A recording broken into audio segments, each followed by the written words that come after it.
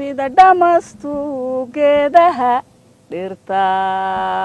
uga sarraysaad adiguna dhammaantood khayrka u dhaaftee wow dhanka adiga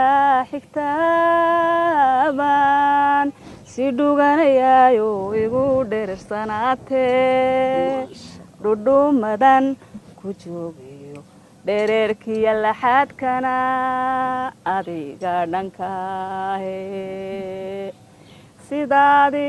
igu dheer tahay dha lama ilaawe